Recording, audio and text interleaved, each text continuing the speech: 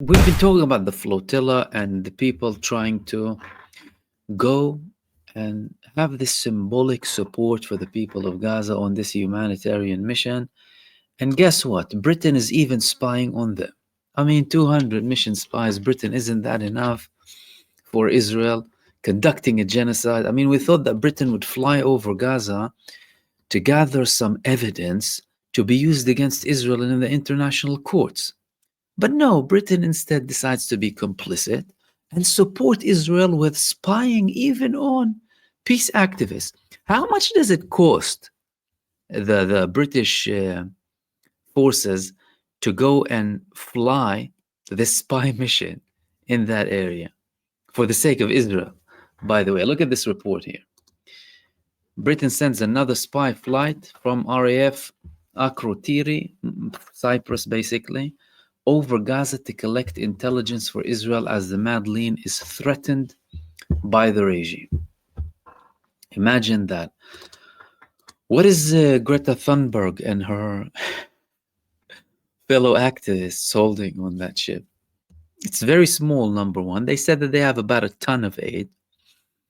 Very, very dangerous stuff. I mean, probably some medical equipment and maybe some food, God forbid. But still, Britain is insisting on supporting this genocide up until the last minute. And forget about all of the act, by the way. Lots of European countries, and sometimes you'll hear statements from the United States. Yeah, a bit of shift of tone here and there. These people are complicit. Most of them are still complicit, and they have back ways of supporting Israel. Bar very few, by the way. And Britain has been one of the fiercest countries in support of this genocide since the beginning. And this is another evidence that they are still complicit in this genocide. And I wouldn't be surprised if that jamming, by the way, was coordinated between the RAF and the IAF. And they could have done something to jam it potentially because there's clear evidence being reported too. Now, Israel has been confirming and actually bragging about collaborating with ISIS in Gaza in the past couple of days. And we're having more and more revelations. So initially they said, yeah, we're dealing with these people. They were linked with ISIS, but they were only linked with ISIS for economic purposes, not for any other purposes, economic purposes.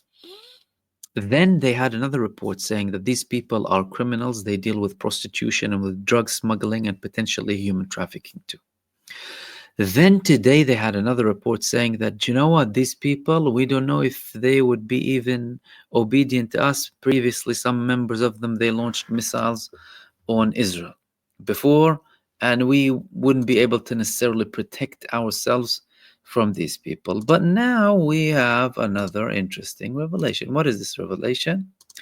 Well, a man who is dealing with this militia that Israel is managing inside of the Gaza Strip, this man over here, this was circulating as well on social media, again. Look at this. He's carrying weapons. They're operating in the east of Rafah under Israeli protection. His name is Ghassan al-Dahini, the actual person responsible for the militia that is cooperating with the Israeli occupation and genocide forces. But look at something here in this video. It's going to be very interesting, and it raised a lot of questions on social media, is the fact that he has an Emirati number plate.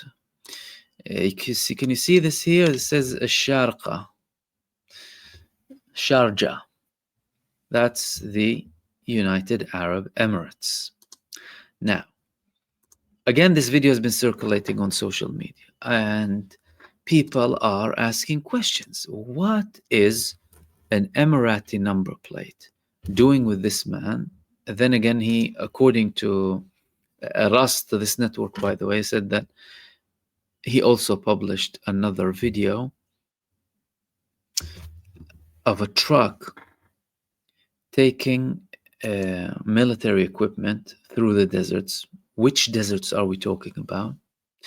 That's the video of him several days back, by the way, that I published after the Palestinian resistance had an ambush against this militia and basically blew the heads off some of these people because they said we're going to consider them IDF and we will treat them accordingly. But the main question, this was released by Al-Qassam Brigades, by the way, but the main question is, well, what is this number plate about? How is he getting this number plate there, right? An Emirati number plate. And does it have to do with a connection between the two? Are they funding him? And if they are funding him and supporting him, how are they getting this inside of the Gaza Strip? Where is it coming from? Lots of questions being raised about this. But what's for sure is that these people are, well, clearly equipped, clearly supported. Israel already confirmed that they support these people, arm them, and fund them too. And then they're actively showing themselves in the streets and not denying, at least, that they are operating with Israel. Now, the final thing that I wanted to talk to you about is this move here coming from Donald Trump. Zelensky is saying that the United States sent 20,000 missiles bound for Ukraine to the Middle East instead. Ukraine and Russia have been exchanging heavy blows, well, considered to be the heaviest since the beginning of the war between the two countries in 2022. And Russia has been having daily attacks of drones, Shahid drones to be precise, with Iranian support, of course, for Russia. Hundreds of them, 500 reported in the past few days, 500 a day or a night. And of course, Ukraine, it needs missiles to intercept them. Now, the United States was carrying out a shipment to Ukraine, and Zelensky is now confirming that the United States diverted the shipment.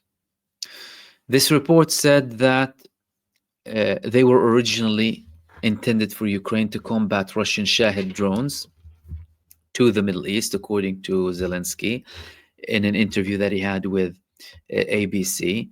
And Zelensky said, we have major problems with Shahids, which are the Iranian drones. We're fighting them, and of course, we'll find tools to destroy them. But we had found something and decided, I think it was under the previous administration, it was Defense Secretary Austin, we settled on a project and we were counting on it. 20,000 missiles to fight Shahids. It wasn't expensive, but it was a special technology. We were counting on these 20,000 missiles. This morning, my defense minister told me that the United States has transferred them to the Middle East. Now, Donald Trump has been critical of the war between Russia and Ukraine. He tried to mediate, tried to reach a ceasefire. It clearly hasn't worked yet. But the fact that he is moving now shipments that were meant to protect Ukraine in the middle of the war, that can be considered somewhat support for Russia. He's favoring Russia over Ukraine now, because if he's not helping Ukraine defend themselves against any Russian attacks, that means he's not really caring about the situation, or then he wants to apply pressure on Zelensky to give in and make it easier for Vladimir Putin to achieve his objectives and goals. Another thing is, well, he's moving them to the Middle East. And if he's moving them to the Middle East, there's one country that is involved in a genocide. It's called Israel. It might be facing a big attack if it dares to go and conduct an act against Iran. And if Iran sends drones to Israel like they have before, although the second Iranian attack in the past year and a half only included hypersonic ballistic missiles, approximately most of them, but the initial attack in April 2024 included hundreds of drones. It was considered to be at the time the biggest drone attack in history, as in one go. Well, Israel would need them. Is he going to send them to Israel and hide it, or keep it with the United States forces inside of the region in case there's an attack coming from Iran that would include drones so that they can be used against them? That raises more questions about the real intentions of the United States with Iran, especially with the fact that we haven't seen a ceasefire. No adequate pressure is being applied on Israel and Benjamin Netanyahu to stop the genocide and barbarism inside of the Gaza Strip. All we're having is, well, lip service coming from American and European leaders. No concrete actions yet. Nothing that reached a level that it's stopping Israel. And guess what? They have the power to. They have the power to give Israel an ultimatum to stop the genocide, but they're not so far. And that makes them complicit. I mean, we already know that they're complicit, but it's proving again that they're complicit. The talks are not going the way they, well, were intended to go in the beginning between Iran and the United States. The United States still confirming that it wants Iran to stop enriching uranium. That's a red line for the Iranians. The Iranians will never stop enriching uranium for the sake of the United States or Israel or anyone else. It's a case of sovereignty and dignity. So where are things going? Trump has told Benjamin Netanyahu, don't attack. We don't want an attack against Iran, although they're having these unsuccessful talks at the moment. Lord knows if we will have a breakthrough. But more and more reports are talking about Israeli preparedness to conduct an attack against Iran. And the United States, at that point, will be forced in the picture. It will be forced into the battle because Iran will be attacking United States bases. That's the latest confirmation from Iran that we heard from the Iranian officials several months back. If there's an Israeli attack on us, American bases in Arab countries surrounding us, despite our brotherly, relations with them, they will be attacked because the Iranians are not convinced that America will not be supporting Israel, by the way. Which means that there's something going on there, something very suspicious. And the talks about this Israeli preparation and Benjamin Netanyahu is really serious about going on this war with Iran to save himself from his internal situation. They're getting more and more momentum because Benjamin Netanyahu is facing collapse. There's a motion against him to dissolve the Israeli Knesset. Members of his coalition are going to vote for it. That would put Benjamin Netanyahu in an imminent risk of his government collapsing. If his government collapses, that means he will not be voted again. Very unlikely that Benjamin Netanyahu will win any election after this. But the most dangerous thing is he will lose some of those things that he's enjoying now as a prime minister. For example, banning an inquiry from happening about the 7th of October, an independent inquiry or state inquiry, full inquiry. Getting away and delaying his court cases and hearings, escaping, having excuses, still managing to dictate what happens inside of Israel with certain appointments, sacking certain people, bringing other people aboard, and also challenging the Supreme Court or the High Court in Israel. And all of the other perks that come with the position of the prime minister. This is a lot of pressure on him. And if that for Benjamin Netanyahu, as suicidal as it may sound, by the way, because like we quoted Brick earlier on, Israel is already committing mass suicide with what it's doing inside of the Gaza Strip, and Hamas has indeed defeated us, according to him. Netanyahu wouldn't really care, and he would potentially go for that final blow with Iran, even if it would entail the risk of landing an attack on Israel, landing a blow on Israel so hard that Israel would not be able to get out of.